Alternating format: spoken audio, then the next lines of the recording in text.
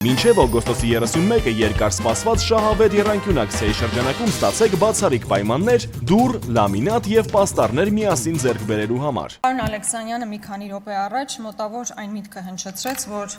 եթե մարդը հիմա կալանքի տակ է եւ ինքը քաղաքական գործիչ է, ապա անպայմանորեն չէ, որ տվյալ իրավիճակը քաղաքական հետապնդման դրսևորում լինի։ Պարոն Ալեքսանյան, օրինակ ձեզ համար ոչ այնքան խորթ մի կուսակցության ղեկավար այս պահին գտնվում է կալանքի տակ։ Խոսքս Գագիկ Ծառուկյանի մասին է։ Օրինակ, երբ 18 թվականին Գագիկ Ծառուկյանը առաջադրում էր Նիկոլ Փաշինյանի վարչապետի պաշտոնում, ինքը ուղղակի խոշոր սեփականատեր էր։ Ընդհանրապես օրենքի եւ օրինականության հետ կապված խնդիր չուներ։ Այն պահից սկսած, երբ Գագիկ Ծառուկյանը քաղաքական դիրքորոշումներ է հնչեցրել տարբեր ժամանակահատվածներում, միանգամից հայտնվել է կալանքի տակ, ինչպես 20 թվականից առաջ եւ այնպես էլ 26 թվականին։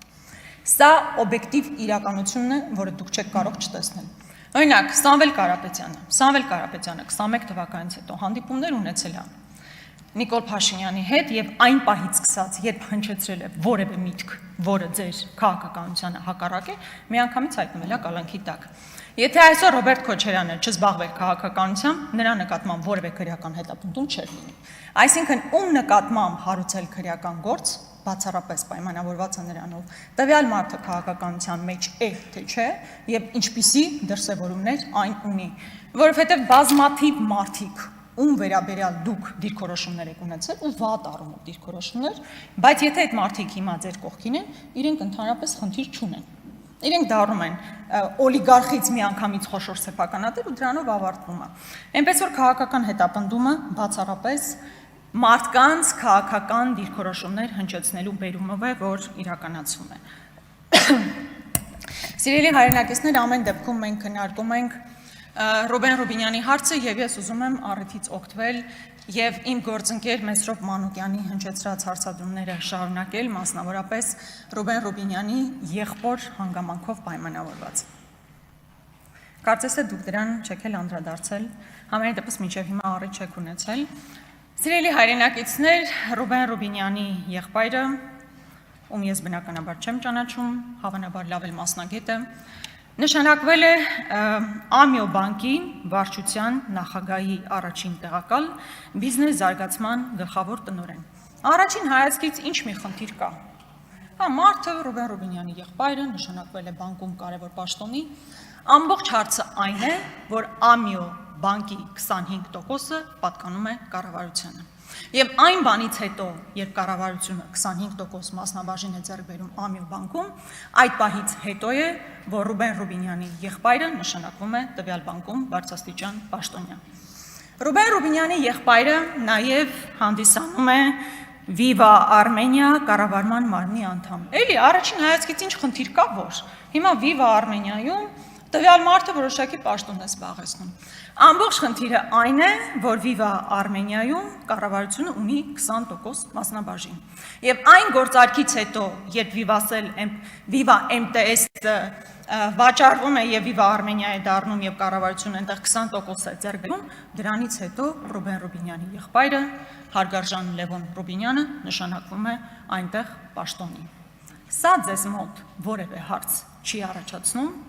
քաղաքական հովանավորչության խնդիր չեք տեսնում։ Մենք բոլորս այս օրերին դեռ իհարկե կանդրադառնանք, բայց կենտրոնացել ենք Հայկ Կոնջորյանի կնոջ հետ կապված հարցին, ով նշանակվել է Հայփոստում տնօրեն եւ բավականին բարձր աշխատավարձ է ստանում, ինչը նորմալ է, բա պետք է խոսենք։ Բայց նաեւ պարոն Ռուբինյան, դուք պետք է այս ամբիոնից ասեք, թե ոնց է ստացվել, որ ձեր եղբայրը նման աննախադեպ հաջողություններ է գրանցում այն կազմակերպություններում, որտեղ կառավարությունը որոշակի մասնաբաժին է ձեռք բերում։ Իմիջիալոց այս խնդիրը եզակի չէ,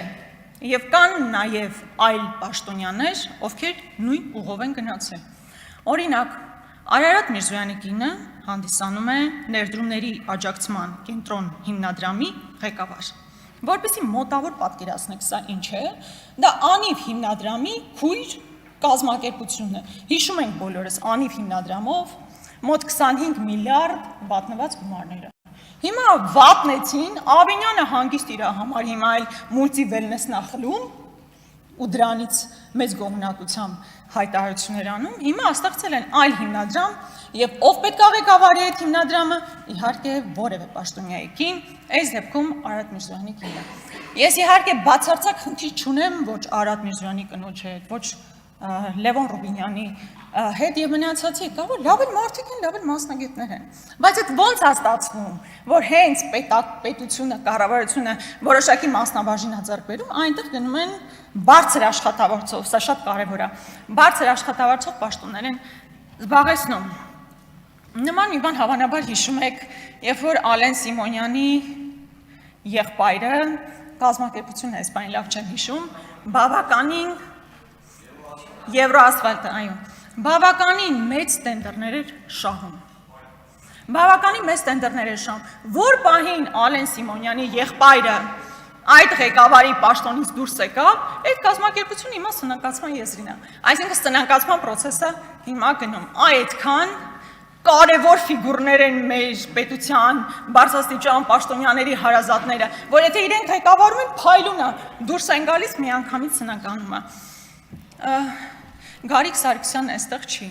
Ուզում էի հարցնել քերին ոնց է տենդերների մասին հիշեցինք, նորմալ տենդերներով ապահովում է իր քերուն, թե չէ, բայց դրա մասին կխոսենք։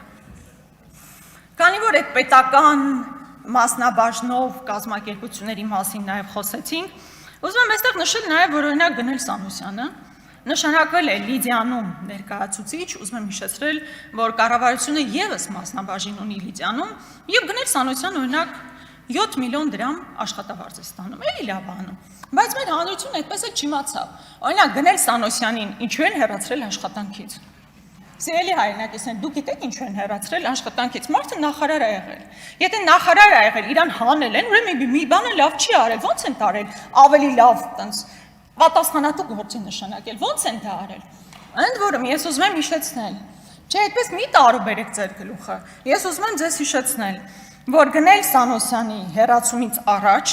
հեռացվել է նախարարության ճանապարհային դեպարտամենտի ղեկավարը, իսկ նրա հոր նկատմամբ քրեական հետապնդում է հարուցվել։ Դրանից հետո Գնել Սանոսյանը դուրս է գալիս աշխատանքից եւ գնում է 7 միլիոն դրամ աշխատավարձով բավականին պատասխանատու աշխատանքի։